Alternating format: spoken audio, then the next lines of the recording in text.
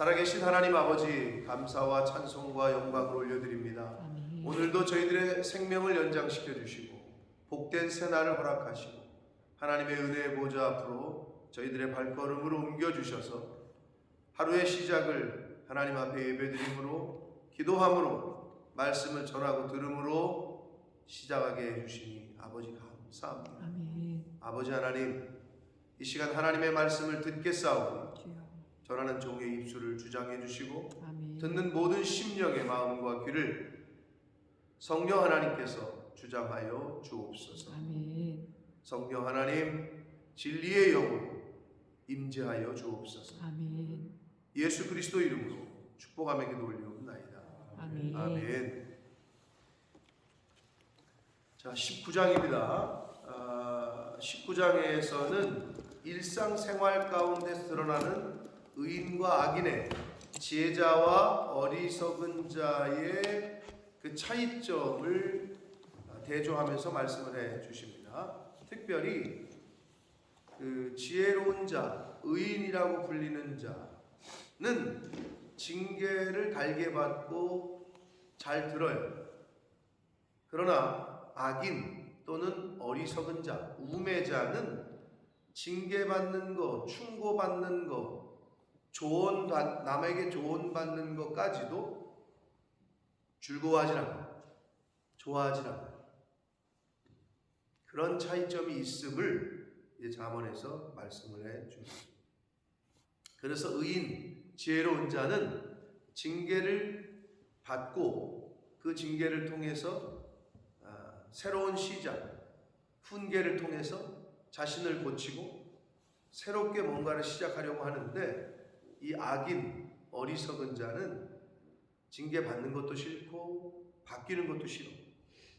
난 난데 뭐 내가 왜 바꿔야 돼? 바꾸려면 자기가 바꾸라고 그러지. 이런 고집을 피는 사람들이 사실 있습니다. 자기 자신을 좀 돌아봐야 되는데, 누구에게나 다 있다, 그런 요소들이. 그래서 바뀌어야 될 거는 바뀌어야 되고, 바뀌지 말아야 될 본질은 바뀌지 말아야 되는데 우리가 거꾸로 될 때가 있다. 비본질적인 거에 너무 관심을 가질 때가 있다. 마음 중심이 바뀌어야 되는데 외모만, 겉모습만을 더 중요시하는 사람들이 있어요. 속이 중요한 건데, 물론 속이 바뀌면 겉도 바뀝니다. 여러분, 속이 편안하면 낯빛이 바뀌잖아요. 속이 불편하면 얼굴빛이 편안하지가 않아요.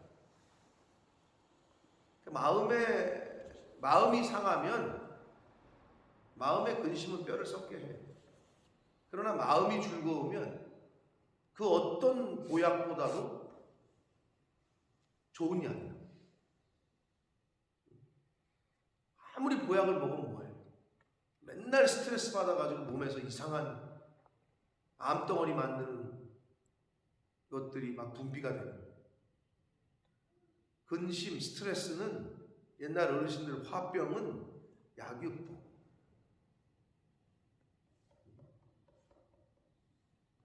그래서 마음이 즐거운 거, 마음이 기쁜 거, 샬롬, 평안한 거는 그 어떤 약보다도 보약입니다.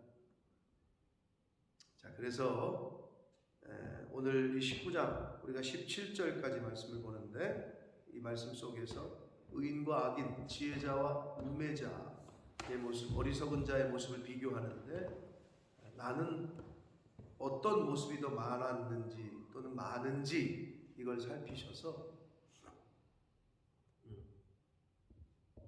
항상 말씀을 볼 땐 나를 비춰보는 거라 그랬어요.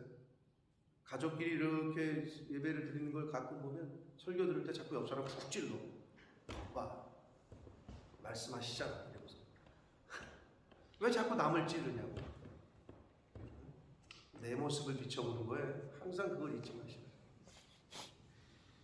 자, 1절부터 봅니다. 가난하여도 성실하게 행하는 자는 입술이 패역하고 미련한 자보다 낫다. 그러니까 한마디로 정직하게, 성실하게, 근데 세상은 뭐라 그래요? 이봐, 그렇게 해가지고 돈 못 벌어. 이런 말을 한다고. 그 말은 조금 거짓말 하더라도, 조금 속이더라도 이렇게 해야 돈 번다. 이 말이잖아요. 근데 성경은 가난하여도 성실하게 행하는 자는 입술이 패역하고 미련한, 입술이 패역하다는 거, 거짓말하는 입술을 말해요.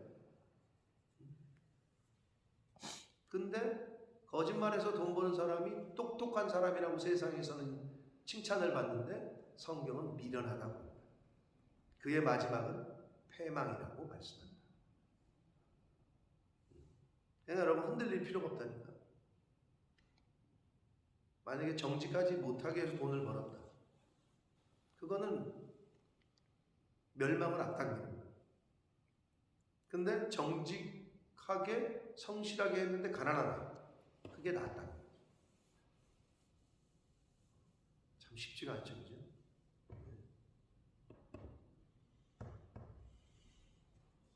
그러나 우리가 그런 거에 대해서 이제 흔들려서는 안 된다. 우리 이렇게 새벽 성도님들 몇 정도 되시면 이제는 그러한 세상에서 말하는 것들, 기준과 풍조와 유행, 세상에서는 한탕을 얘기합니다. 물론 정직하게 성실하게 이야기하는 사람들도 있지만 많은 부분에서 그냥 눈 한번 감고 지나가면 되는 거 아니요? 이런 말을 하고 이번 한 건이면 인생 피는 거요? 이런 얘기예요.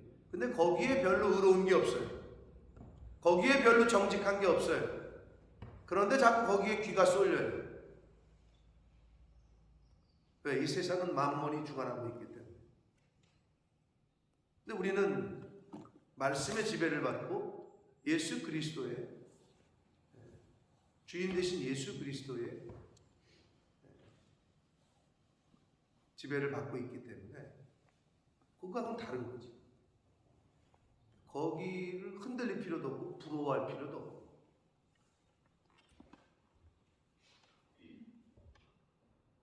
이 절 봅니다. 지식 없는 소원은 선하지 못하고 발이 급한 사람은 잘못 간다. 지혜 없는 자는 소원을 비는데, 꿈을 갖는데, 비전을 갖는데 선하지 못한 비전과 꿈과 소원을 자꾸 일확천금을 꿈꿔. 그게 소원이야. 그건 지식 없는 자라. 지혜 없는 자라. 그래서 대화를 하다 보면 저 사람의 비전은 저거구나. 근데 저 사람의 꿈은 저거네. 이게 들을 때 있잖아요. 대화를 하다 보면 저 사람이 성령이 있는 사람인지 하나님의 말씀이 있는 사람인지 아닌지가 금방 드러납니다. 왜 그래요? 말은 그 사람의 마음에 쌓여있던 게 나오는 거라고 그랬잖아요. 그러니 쌓은 성령 충만, 말씀 충만, 진리의 말씀이 쌓여있는 사람은 입을 열면 그 말이 나오는 거고, 그렇지 않은 사람은 선하지 못한 소원을 얘기하게 됩니다. 당연하죠. 그럴 수밖에 없겠죠.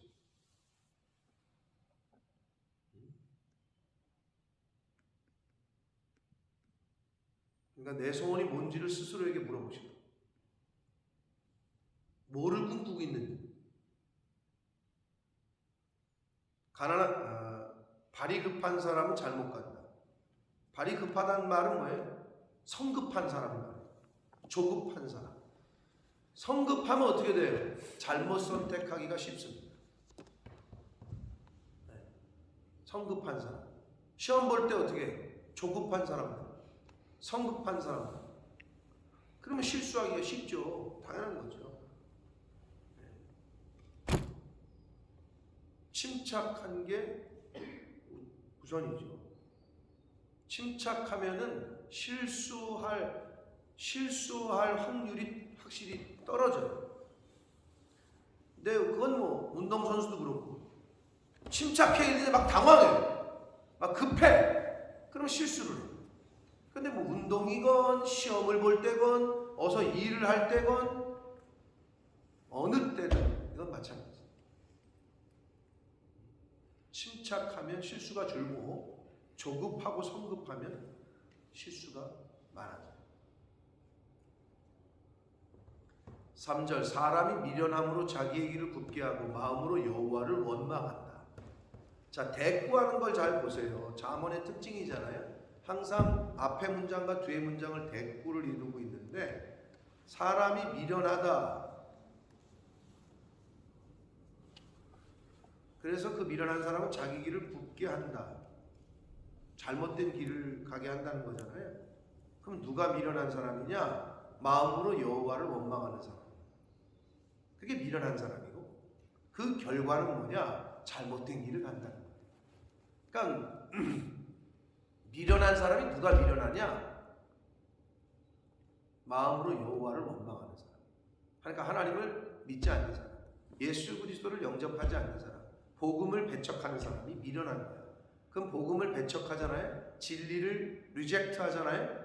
그럼 비진리를 따라 살 수밖에 없어요. 아니 내 안에 진리가 없는데 내 기준이 비진리인데 당연히 그 기준을 따라 살겠지. 근데 내 안에 진리를 억셉트해서 받아들여서 그게 기준이 됐어. 그럼 그걸 따라 살겠지. 다만 어떤 사람이 제일 불쌍한 사람이라고요? 두 가지 다 갖고 있는 사람. 세상 사람들은 진리를 아예 들어본 적도 없고 뭐 마음에 두고 싶지도 않아. 그러니까 하나만 갖고 살아. 그냥 속 편해. 거짓이야. 그거 그렇게 살아 그냥. 그런데 진리를 갖고 있는 사람은 진리 따라 사니까 또 마음이 편안해. 근데 문제는 뭐냐? 진리도 있고 비진리도 있고, 즉 거룩한 것도 맛봤고 세상 것도 그대로 갖고 있고. 이제 이게 문제예요. 그러니까 맨날 어느 때는 저 사람이 크리스찬 같고 어느 때는 교회 안 다니는 사람 같고 어느 때는 권사 같고 집사 같고 어느 때는 아닌 것 같고. 이게 이제 그 두 가지를 다 갖고 있는 사람이 본인도 힘들고 옆에 있는 사람들도 힘들고 본인도 헷갈리고 옆에 있는 사람도 헷갈리고. 세상 사람들은요, 교회를 말씀을 접하지 않은 사람들은 고민이 없어요. 왜? 이렇게 살아라 이걸 들어본 적이 없기 때문에 자기가 살고 있고 세상의 기준이 그냥 그게 기준이야. 그럼 그렇게 살아. 그러면 속 편해. 근데 이제 그런 가운데 말씀이 들려지고 귀에 들려지면 여기서 이제 막 싸움이 일어나는 거죠. 내가 기존에 갖고 있던 기준, 생각, 사고가 틀렸구나 라고 얘기하는 말씀이 들려져. 그럼 뭐지? 이걸 어떻게 해야 되지? 근데 나는 이대로 한 30년 살아왔는데 새로운 게 들어와. 그래서 이게 잘못됐다고 얘기를 해. 그러니까 싸움이 일어나지. 막 속이 막 전쟁터지. 내면 그 치열한 전쟁터라는 제목의 찬양이 있잖아요. 시와 그림에. 내 속이 전쟁터예요. 사람의 원수가 집안 식구요. 예수 안 믿는 집안에 갑자기 한 사람이 아들이 또는 딸이 또는 뭐 엄마가 갑자기 어디 가서 복음을 듣고 성령이 임했어. 그럼 그때부터 집안에서 전쟁이 일어나는 거예요. 어서 우리 집안에 전통 있는 가문에 어서 예수쟁이가 하나 며느리가 들어와. 그럼 그때부터 전쟁. 그게 영적 전쟁이에요. 그러니까 여러분 마음에 두 가지가 있으면 안 돼요, 당연히. 그렇죠? 헷갈려요. 아내만 있어야 되는데 미스김이 이 안에 있어. 남편만 있어야 되는데 부장님이 이 안에 있어. 그러면 그때부터 삶은 이제 헷갈리게 되는 거예요. 막 그냥 난장판이 되는 거예요. 드라마 찍는 거지.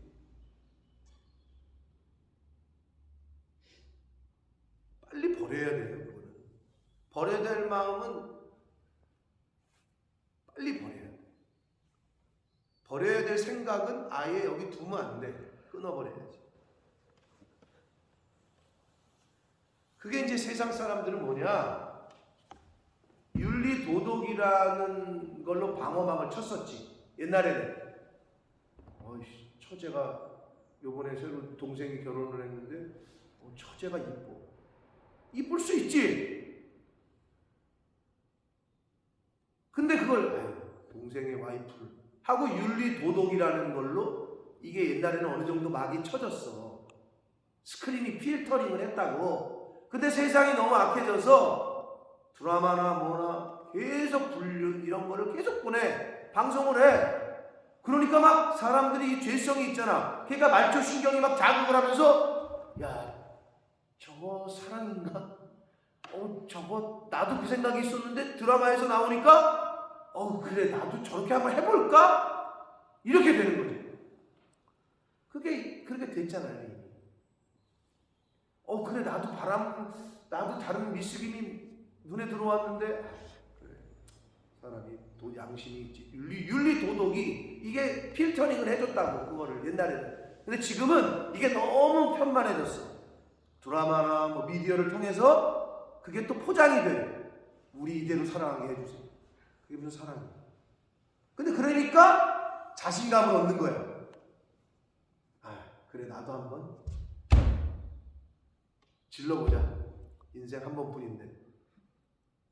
이렇게 되는 거야. 이렇게 됐죠 이미. 여러분도 아마 뭐 다.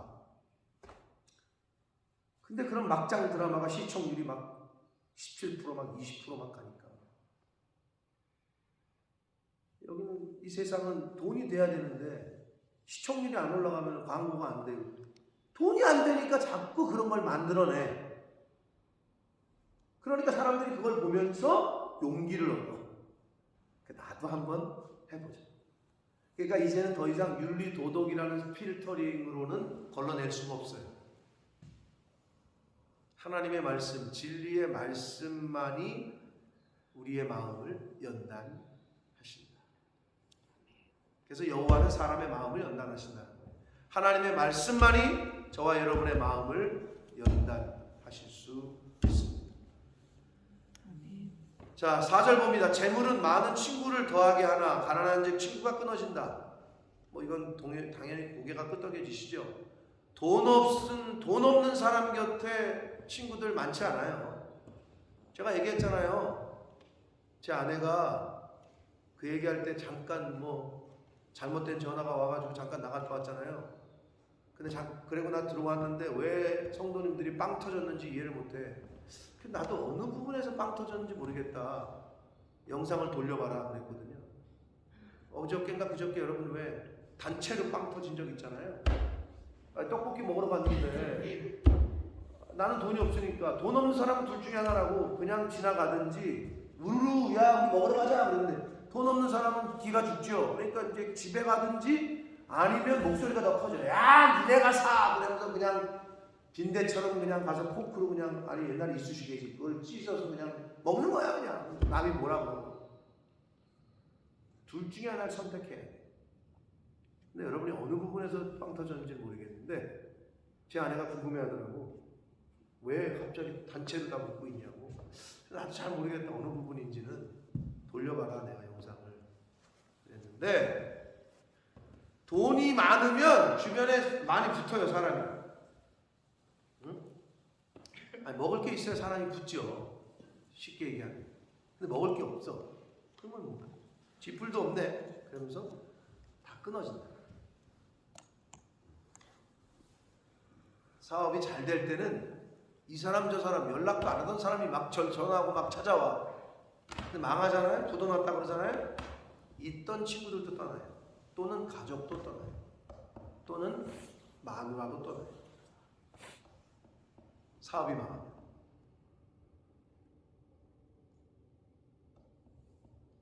욥의 친구들, 욥기가 그거 아니에요? 욥이 잘 나갈 때는요 주변에 사람이 많았고 함부로 대하지 않았다고 성경은 말해요. 근데 욥이 망하니까 다 떠나. 그러고 함부로 말 못하던 친구들도 막 뭐라 그래. 네가 잘못한 거고 네가 여호와 앞에서 죄진 거고 막 그냥 막 정죄를 해. 그게 욥기 아니에요? 근데 그게 세상이에요. 권력 있고 힘 있고 요새는 뭐 권력 이퀄 돈이라고 그러는데 그게 있을 때는 급신급신거려. 아무 말도 안 해. 그러나 그게 사라지잖아요. 내가 너 그럴 줄 알았어. 그렇게 시작하면서 다 떠난다. 성경은 우리를 만드신 분인데 하나님이 너무나도 잘 알고 계시죠. 5절 거짓 증인은 벌을 면하지 못할 것이요 거짓말을 하는 자 거짓 증인 거짓말하는 자 같은 말입니다. 벌을 면하지 못할 것이고 피하지도 못할 거다. 근데 5절과 거의 똑같은 말씀을 9절에서 반복하시는데 9절 보시면 거짓 증인은 벌을 면하지 못할 것이요 거짓말을 뱉는 자는 망할 것이다. 한마디로 피하지 못할 거다. 징계를. 그리고 망할 거다. 같은 얘기예요. 한마디로 거짓말하며 살면은 망한다는 거예요. 왜? 거짓의 아비는 마귀라고 하나님이 그러셨기 때문에. 거짓말은 마귀로부터 오는 거고요. 진실과 정직은 성령으로부터 옵니다. 속이는 것. 남은 속일 수 있어요. 그러나 나 자신과 하나님은 속일 수 없다. 나 자신과 하나님은 속일 수 없다. 6절 너그러운 사람에게는 은혜를 구하는 자가 많고 선물 주기를 좋아하는 자에게는 사람마다 친구가 된다. 이것도 고개가 뭐 끄덕여지실 겁니다. 관대한 사람 곁에는 와가지고 은혜를 구하는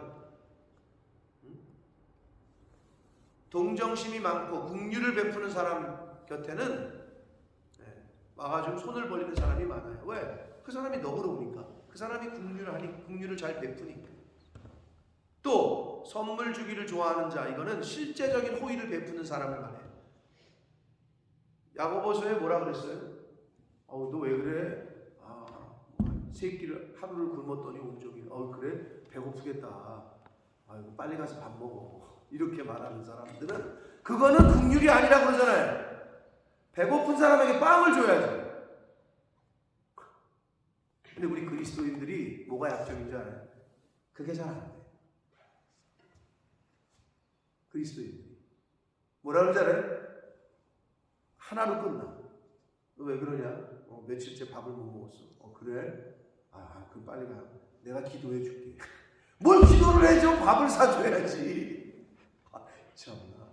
너 왜 그러냐? 회사가 좀 어려워서 돈 좀 빌려 다니느라고 내가 좀 그래. 그래? 야, 그래 빨리 돈 잘 구해. 내가 기도해 줄게. 뭘 기도를 해줘? 돈을 빌려줘야지.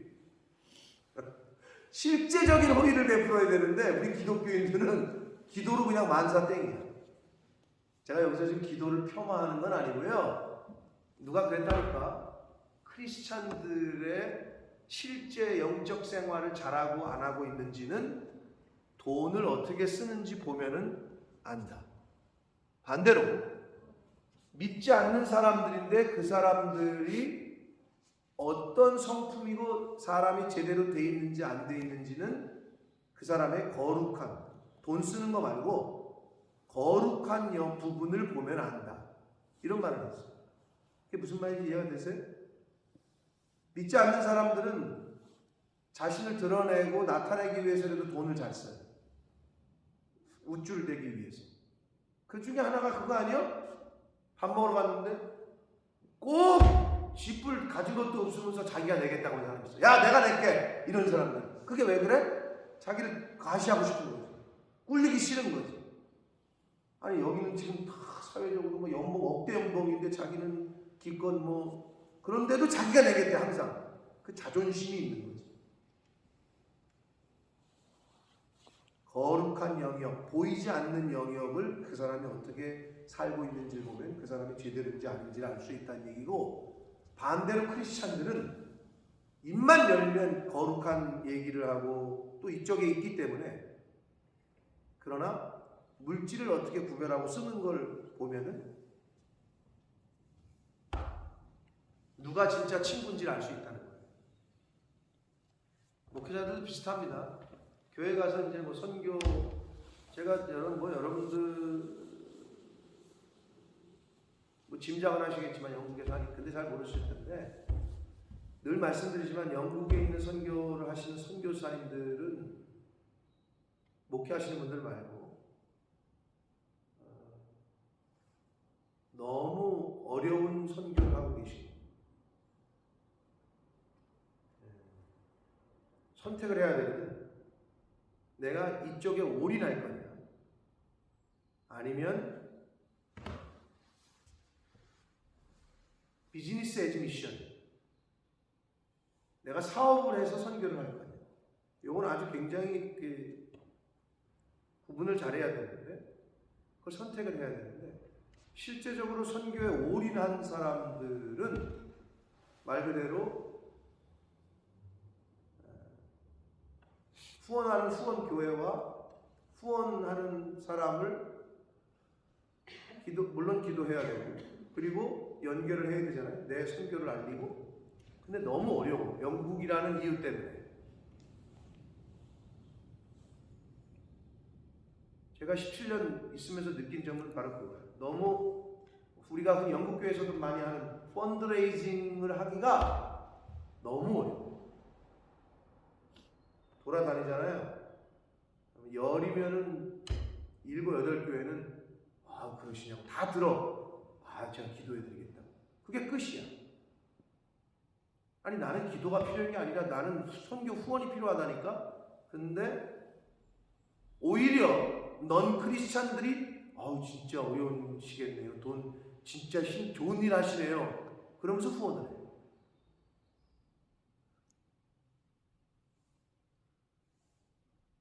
한 달에 10,000원씩 후원을 내가 요청한 게 몇 년 되지 않아요.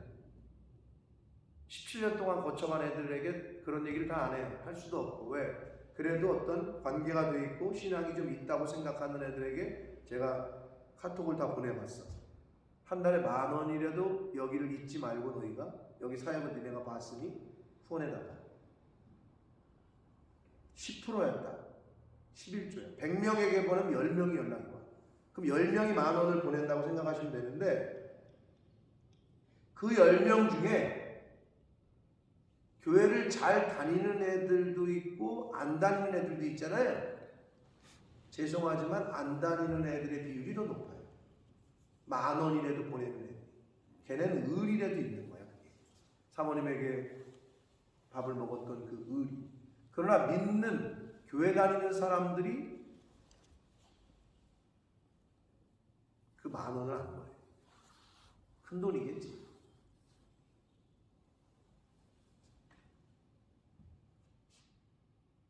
그럼 저도 그런 거를 여태까지 왜 안 했냐? 제가 못하는 쪽에 속하거든요. 저는. 어떤 분들은요, 매달 막 기도 편지 해가지고 보고를 해가지고 사진 찍어가지고 막 뿌려. 사실 그걸 잘 해야 돼. 바다 건너 있는 사람은 잘 모르잖아. 어떻게 하는지. 근데 저는 그걸 잘 못하는 쪽에 속하는데, 그걸 왜 잘 안 하잖아. 왜 안 하느냐? 다 보냈어. 그럼 사람이 어떻게 돼? 기대감이 있잖아. 근데 거절감, 거부감, 이런 마음이 들까? 그리고 내가 기껏 편지를 썼는데 그 10,000원을 못 보내. 이런 마음이 들까? 그래서 그게 하기 싫은 거예요. 사실 그거를 안 해도, 그런 거를 요청을 안 해도 하는 애들이 있어. 그게 이제 사실 진짜지. 눈에 보이니까. 근데 요청을 해도 안 해는 안 해.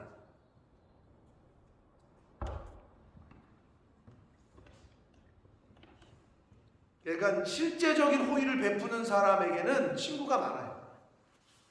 실제로 그렇죠. 자기의 어려움을 도와주고 하는 사람을, 당연히 그런 사람 곁에는 친구가 많죠. 근데 입으로만 다 때우는 사람 곁에는 별로 친구가 없어요. 7절, 가난한 자는 그의 형제들에게도 미움을 받거든. 동의하십니까? 하물며 친구야 그를 멀리하지 아니하겠느냐. 이 가난이라는 게 참, 돈이 없으면 형제들에게도 미움을 받는 거예요. 그런 거죠. 예를 들면 김병에 효자 없다는 말 있잖아요. 부모인데도 부모님이 오랫동안 누워 계시면 병수발을 들다 보면 자식들도 지쳐. 그런 말이잖아요. 똑같아. 형제인데도 어떻게 뭐 나쁜 건 아닌데 애가 계속 망해. 그럼 계속 형 뭐 누나 나 이번에 뭐 이렇게 어려워. 한두 번이지 이거를 뭐 한 계속 요구한다. 그럼 어떻게 돼요, 여러분? 그래도 동생인데, 그래도 누나인데 그러시면 참 좋은 건데 이게 어려워. 그럼 형제들도 미워하겠네. 그 말이에요. 아마 어머니가 되실 거예요.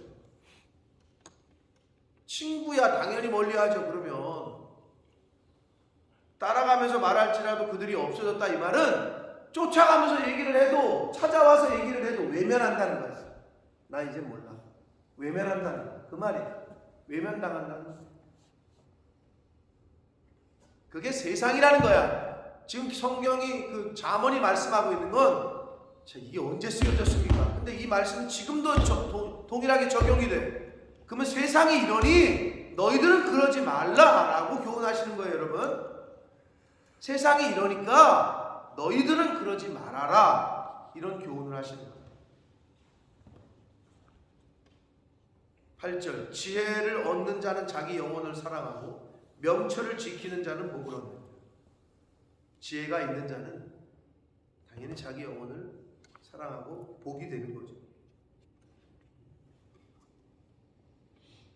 예수 그리스도를 영접한 자는 영이 잘 되는 거죠. 복을 받는 거죠. 거짓 증인은 벌을 면하지 못할 것이고 거짓말을 맺는 자는 망할 것이다. 5절과 같은 말씀이라고 말씀드렸고 동일한 교훈이고 10절 미련한 자가 사치하는 것이 적당하지 못하거든 하물며 종이 방백을 다스리겠느냐. 이건 뭐냐면 미련한 자가 부자가 되는 것. 여러분 부자긴 부자인데 졸부들이라고 있잖아요. 갑자기 뭐 근데 미련한데 돈이 많잖아요. 적당하지 못하다는 표현을 썼어요. 돈을 버는 것도 잘 벌어야 되는데 쓰는 것도 잘 써야 되는데 미련한 사람은 돈을 엉뚱한 데 쓴다고. 사치나 쾌락이나 이런 데 막 써. 적당하지 않다는 거야. 하물며 종이 방백을 지혜가 없는 사람이 지혜 있는 사람을 다스리는 게 맞냐? 그렇지 못하다는 거지. 그런데 여러분 어때요? 세상은 돈이 많으면 돈 많은 사람이 돈 없는 사람을 다스려. 아니 리더십이 없는데 다스릴 능력도 없는데 돈이 많다는 이유로 지혜가 없는데도 다스리는 위치에서 근데 지혜 있는 사람을 다스리려니 말도 안 되는 오도가 내려오고 말도 안 되는 명령이 떨어졌을 때 어떻게 되겠냐. 꼴이 우스워지겠지. 난리가 나겠지. 적당하지 않다는 거예요. 근데 이런 일이 사실 세상에서는 벌어지고 있습니다.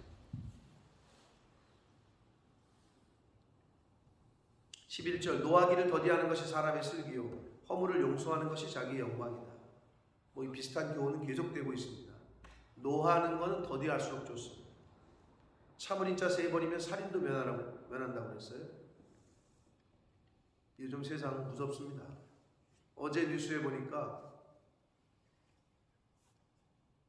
이렇게 문 열고 지나가는데 20대 청년과 고3짜리 아이가 어깨를 부딪혔어. 식당에서. 그런데 화장실을 갈 때 한 번 더 부딪혔대. 그러니까 20대 형이 고3짜리가 뭐 꼬았는지 마음에 안 들었는지 2번 일부러 부딪힌 거지. 그러니까 얘는 나이가 어리니까 한 번은 그랬는데 2번 그러니까 이건 고의다라고 생각을 해가지고 시비가 붙었어. 그래서 경찰에 신고를 했어. 그러니까 같이 교사를 받았을 거 아니야? 그러니까 이제 일부러 부딪힌 그 20대가 열이 받아가지고 경찰에서 조사가 끝나고 나와서 하이바를 쓰고 그 오토바이 탈 때 하이바. 그게 이제 뭐 나름 저기 한 거겠지. 왜냐면 CCTV가 있으니까. 근데 CCTV 나온 거 들어가는 게 나오더라고. 그래서 그 아이가 있는 건물, 뭐 밥 먹으셨는지 아니면 오락실에 있었는지 그 아이가 들어간 건물로 들어가서 그냥 그 빌딩 1층 로비 같은데 거기서 칼로 찔러가지고 죽었어요. 그 자리에서. 그게 이유야. 저게 신고해가지고 자기 경찰서 가서 이제 당연히 시비가 붙었으니까 뭐 조사를 했을 거 아니야? 근데 그 아이가 내일 모레 2월 달이잖아요 지금. 2월 달 졸업식이잖아. 내일 모레 고등학교 졸업하는 애야. 근데 죽었어. 근데 그 더 무서운 건 뭔지 알아요? 이 그러니까 살인을 한 그놈이 지 친구하고 야 나 그 새끼 죽이러 간다. 그러니까 이제 카톡 주고받은 내용이 이제 경찰 조사에서 나 지금 칼 챙겼다. 그러니까 너 진짜 칼 챙겼어? 알잖아. 그런 대화 내용. 미리 계획을 한 거지. 그래서 뭐 그냥 홧김에 한 게 아니라 미리 칼 챙기고 죽이려고 간 거지. 계획된 범죄죠. 이유는 단 하나. 그냥 어깨에 쳐가지고 저게 신고해가지고 자기 경찰 조사 받았다는 이유로 가서 찔렀다. 못 참아요 요즘 저기 세상에 애들이. 분을 조절이 아니라 그걸 그냥 일부러 이렇게 발산하는 것 같아요 제가 볼 때.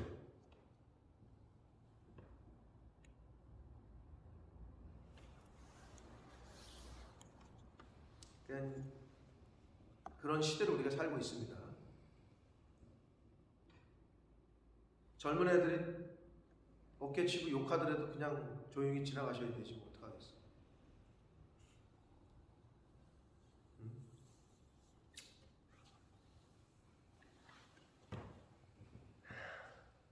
노하기를 더디하는 것이 슬기고 허물을 용서하는 것이 자기의 영광입니다. 허물을 자꾸 들춰내려고 하지 마세요. 근데 여러분 그게 좀 어렵죠? 그렇게 훈계해줘야 되고 권고해야 되고. 근데 여기서의 허물은 그걸 구분하셔야 돼요. 실수 또는 연약함. 그 사람의 연약함이야. 고의가 아닌데 자꾸 그거를 지적하는 사람이 있어. 그러면 안 된다는 거예요. 여기선 지나가라는 거예요. 덮어주라는 거죠. 어떨 때 훈계해야 되고 어떨 때 책망해야 되고 어떨 때 지나가야 되고 어떨 때 덮어줘야 되고 이걸 아는 게 지혜로운 자다. 그걸 위해서 우리가 노력해야 돼요.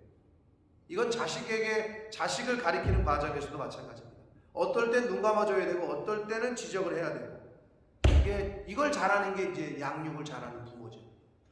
덮어줘야 되는데 들춰내고 훈계해야 되는데 눈 감고. 이걸 거꾸로 하면 이제 자식 망하는 거고 집안에 싸움이 일어나는 거예요. 12절 왕의 노함은 사자의 부르짖음 같고 그의 은택은 풀 위에 이슬 같다. 성경에서 구약 성경에서 이슬은 축복으로 많이 표현됩니다. 그러니까 왕이 은혜를 베푸는 건 우리 옛날에 성은이 만극하여이다 이랬는데 왕이 은혜를 베풀면 그건 복이죠. 근데 왕이 화를 냈다. 그건 뭐 밀림의 왕자인 사자가 으르렁거리는 거랑 똑같다는 거예요. 13절 미련한 아들은 그의 아비의 재앙이요 다투는 아내는 이어 떨어지는 물방울이다. 참 정말 재밌는 표현을 쓰셨는데 미련한 아들은 아비의 재앙. 여러분 자식 때문에 속 썩는다. 자식이 좀 말썽핀다. 그런 부모로서는 정말 뭔 좋은 집에 살건 뭐 좋은 차를 타건 뭐 아무리 돈이 많건 자식이 속을 썩인다. 아 이거 뭐 진짜 어떻게 재앙이라고 표현하는 게 딱 맞겠죠. 아무리 다른 일이 사업이 잘 돼도 자식이 만약에 계속 속을 썩인다. 계속 교도소 왔다 갔다 하고 계속 경찰서 들락날락거리고 이거 뭐 재앙과도 같은 거죠. 편치 않은 거죠. 그리고 다투는 아내는 이어 떨어지는 물방울이다. 여러분 이거 이어 떨어지는 물방울이라는 거는 물방울이 계속 떨어지는 걸 말해요. 계속해서 떨어지는 물방울이다 이 말이야. 팔레스틴 지방은 뭐 지금이야 좀 그렇습니다. 옛날에는 어떻게 지붕에 오늘날도 마찬가지야. 여러분은 물 새는 집에서 안 살아보셨겠지만 김금숙 집사님 물 떨어지는 집에서 살아보셨어요? 방에 지붕에서 방에서 물이 새가지고 이렇게 양동이 같은 거 이렇게 받쳐놓은 하나가 아니고 여기 떨어져. 아빠 여기도 떨어져. 그럼 여기도 받쳐놓고 그런 데서 앉아보셨죠? 저는 그런 데서 잡았거든요. 자는데 물이 떨어져. 지붕에서. 그럼 이걸 받아라. 또 장마가 오잖아? 이건 뭐 더 심란해. 방에서 물이 떨어지면 여러분 얼마나 심란한지 몰라요. 지금 그 얘기하는 거야. 다투는 여자와 사는 거는 아내는 방에서 지붕에서 물이 새가지고 계속 떨어지는 물방울과 같다는 거야. 그러니까 참 어떻게 이런 묘사를 하는지 모르겠어요. 근데 여러분 감이 안 올 거야. 지붕에서 방에서 물이 새? 얼마나 마음이 심란한지 몰라요. 심란하더라고요. 저 어렸을 때는 그런 데도 잠을 잤어. 어떻게 할 수가 없는 거야. 잠은 자야 되는데 물이 떨어지니까 그냥 그거 받쳐놓고. 그러면 이제 많이 떨어지잖아? 그럼 오줌으로 갈 사람이 그걸 봐가지고 많으면 갖다 버리고 또 받쳐놓고 또 자고. 제 어린 시절의 기억이 있어요. 근데 그 어린 나이인데도 그게 심란해. 심란하다는 건 그 나이 때는 몰랐겠지. 하여튼 근데 지금 되돌아보면 하여튼 좀 심란해. 방에 물이 새니까 집에 천장에서 물이 떨어지니까.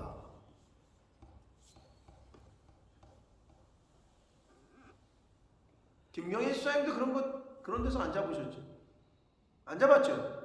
야, 나는 도대체 어떤 데서 사는 거야? 여러분보다 진짜 한 20-30년 후인데도 저기 천장이라고 그래요? 뭐지? 천장이라고 그러나? 방에 여기를 지붕이 아니라 천장이라고 그러잖아요. 천장에서 쥐 돌아다니는 거 그런 집에 살아보셨어요? 집사님 살아봤어요? 말이 통하네. 쥐가 막 다니는 소리가 들린다니까. 쥐가 막 타타타 하고 뛰어가는 소리가 들려. 아유, 그런데 그 어린 나이에 그게 떨어질까봐, 그 쥐가 떨어질까봐, 잘 때 떨어질까봐 막 이런 생각도 해보고 막 그랬던 기억이 있습니다. 심란해. 다투는 여자와 살면 아내는 이어 떨어지는 물방울이다. 야, 제가 이거를 준비하면서 그 옛날 생각이 막 나더라고. 천장에서 막 물 떨어질 때 바가지 같은 거 여러 개 놓고 받쳐서 자던 생각이 나더라고요. 심란합니다. 그러니까 다투면 안 돼. 그러니까 지혜로운 여자는 여호와의 복이라고 하는데, 아무튼 여기 나오잖아요. 이제 바로 이어서 14절. 집과 재물은요 조상에게 상속받을 수 있어요. 여러분, 집과 재물은, 그러나 슬기로운 아내, 지혜로운 아내는 여호와께로 말미암는데, 대단하지 않습니까? 근데 성경 어디에도 지혜로운 남편은 여호와께로 말미암는다 이런 말씀은 또 없어. 왜 지혜로운 아내만 그렇게 얘기하셨는가? 근데 창조의 순서가 아담을 만들고 돕는 배필로, 에제르, 돕는 배필로 하와를 주셨잖아요. 돕는 배필. 그러니까 남자는 혼자서는 안 되게 돼 있어요. 창조 때부터. 그래서 돕는 배필, 에제르. 여러분, 늘 얘기하죠. 똑똑한 사람이 띨띨한 사람을 도와요. 띨띨한 사람이 똑똑한 사람을 도와줘요. 똑똑한 사람이 띨띨한 사람을 돕는다고 표현하지, 띨띨한 사람이 똑똑한 사람을 도와준다고 표현하지 않아요. 그러면 남자가 혼자서는 띨띨한 거야. 이게 혼자서는 못해. 그러니까 에제르가 필요한 거야. 돕는 배필이. 그렇기 때문에 슬기로운 지혜로운 아내, 현숙한 아내는 여호와께로부터 말미암는다 라고 성경이 말씀하고 있는 거예요. 그게 가장 큰 복이라는 거지. 그래서 옛날 어르신들 말이 결혼 잘해야 되는데, 집안에 여자가 잘 들어와야 되는데, 이런 말을 했던 게 어떻게 보면 지극히 성경적인 거예요. 지극히 성경적인. 슬기로운 아내는 하나님께로부터 말미암는다. 15절. 게으름이 사람으로 깊이 잠들게 하나니. 여기 게으름이 사람으로 깊이 잠들게 한다는 것은 무기력하게 만드는 걸 말해요. 여러분, 게으른 사람들은 무기력하죠. 게으른 사람이 이렇게 라이블리하고 막 활기차고 이런 사람은 게으름하고 반대인 거예요. 제가 요즘 느끼는 게 있어요. 여러분 잘 들으세요. 살고 싶으면 걸으세요. 걸어야 돼요.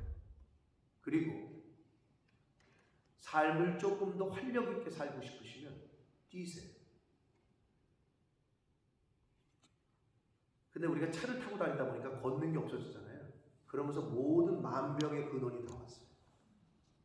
옛날 자동차 없던 시절에는 병이 이렇게 많지 않았어요.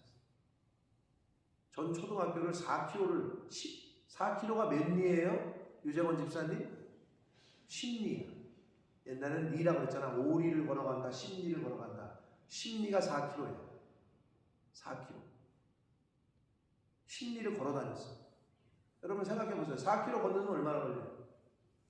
뭐 빨리 걸으면 3, 40분? 40분? 여러분 우리가 여기 5바퀴 요거 돌면 여기 윈턴 렉 있잖아요. 이걸 크게 돌면 1km예요. 이걸 5바퀴 돌면은 우리가 천천히 걸으면 1시간 아니야? 여보? 그러니까 조금 빨리 걸으면 한 50분. 그때는 어렸으니까 어린아이니까. 근데 애들하고 장난치면서 가다가 배고프다 그러면 무밭이 있네 그럼 이렇게 해가지고 난 진짜 소설 얘기하는 것 같다 진짜. 무를 뽑아가지고 배가 고프니까 씻어가지고 못 먹지. 여러분 그거 왜 물을 깎고 칼이 없잖아. 이렇게 돌려가면서 깎아 이거 겉에를. 그래서 먹어. 근데 어떤 무가 걸리면 달아. 그러면 그날은 횡재야. 근데 기껏 깠는데 먹으면 막 속쓰리 맛이 없어. 그럼 그날은 설이라 그러잖아. 근데 옛날에 그걸 알아도 봐줬어. 왜? 성경에 나온 대로 왜 추수할 때 이삭을 한쪽 귀퉁이에 두라고 그러잖아. 그런 정신이 옛날 어렸는데. 근데 요즘 서리꾼들은 차대고 뛰어가. 이건 도둑질이고 옛날 서리는 도둑질로 취급을 안 했다. 그럼 이제 뭐 무 뽑아서 먹고 참외밭 있으면 참외 하나 따가지고 먹고 신리를 걸어 다녔어. 제가 초등학교.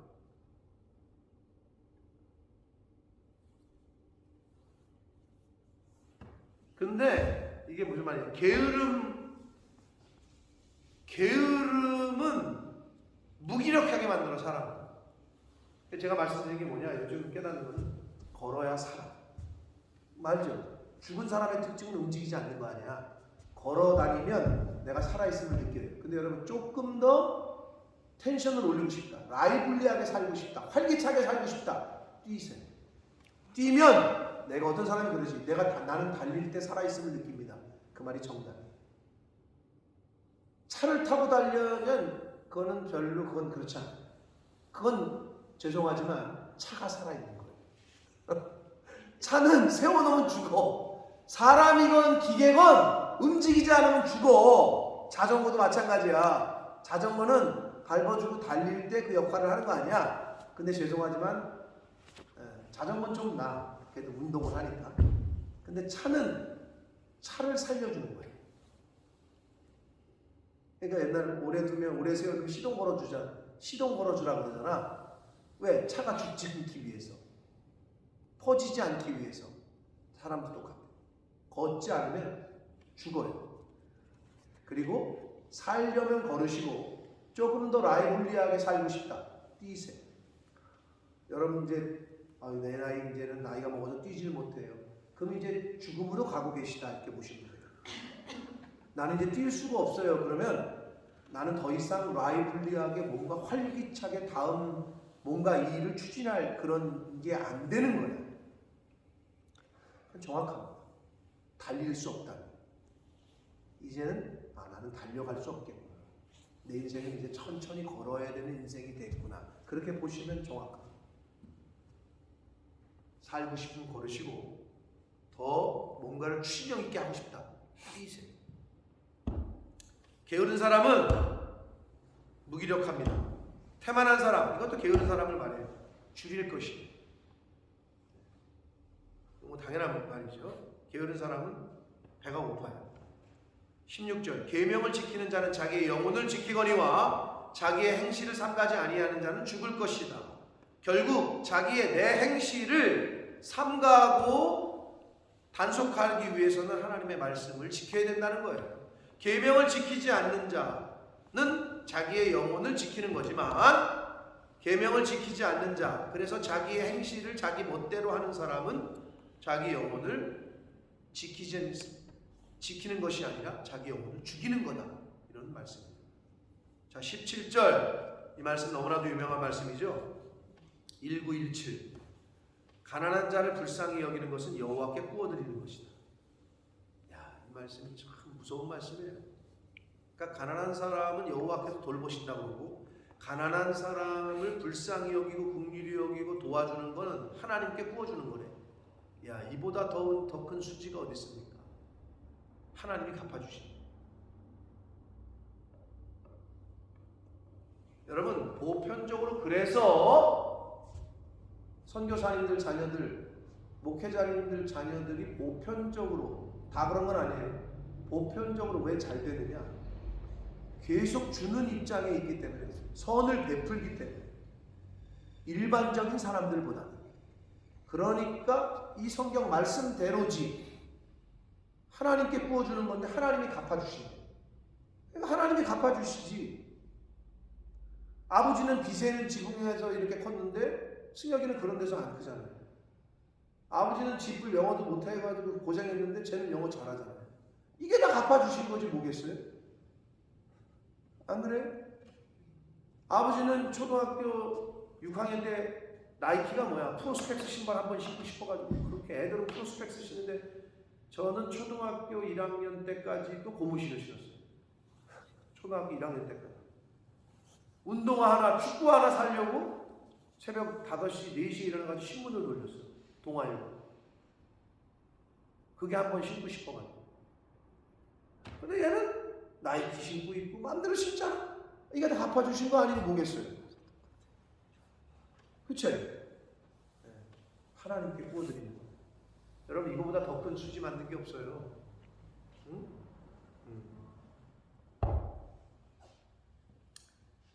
사족이 길어서 좀 얘기가 길어졌습니다. 오늘 17절 말씀까지였는데, 사랑하는 성도 여러분, 잠언의 말씀이 말 그대로 주옥과 같습니다. 31장으로 되어 있는데 개수로 따지면, 절수로 따지면 한 수백 절 된단 말이에요. 여러분, 매일매일 평생을 읽어도 우리가 사실 다 외우기가 어려워. 31장 전체 일생을. 그러니까 외우라고는 말 안 하지만 매일 하루에 한 장씩 꼭 보시라고. 여러분이 읽는, 지금 하루에 매삼주 하루에 3장씩 읽는 거 우리 제자반 계속 하고 계신지 모르겠는데 잘하고 계실 텐데, 여러분이 나가는 챕터는 따로 나가시고 잠언은 하루에 거기다 꼭 한 장씩 붙이시라고. 그럼 한 달이면 한 번을 다 읽는 거야. 1년이면 12번을 읽어. 2년이면 24번이야. 3년이면 36번이야. 한 5년 읽으면 아마 거의 이게 여기서 살아있지 않을까 생각이 돼요. 하루에 한 장을 읽으시라고. 그럼 한 달이면 끝나. 애들 또 읽고 또 읽고 또 읽으시라고. 잠언을 하루에 한 장씩. 얼마나 귀한 말씀인지 몰라요. 이 잠언의 말씀을 일생의 교훈으로 삼고 이 말씀을 이루어가는 저와 여러분 되시기를 예수 그리스도의 이름으로 축복합니다. 살아계신 하나님 아버지, 감사와 찬송과 영광을 올려드립니다. 오늘도 생명 주시고 새날을 허락하시고 하루를 시작하며 하나님의 말씀을 통하여 교훈받게 하시니 하나님 감사합니다.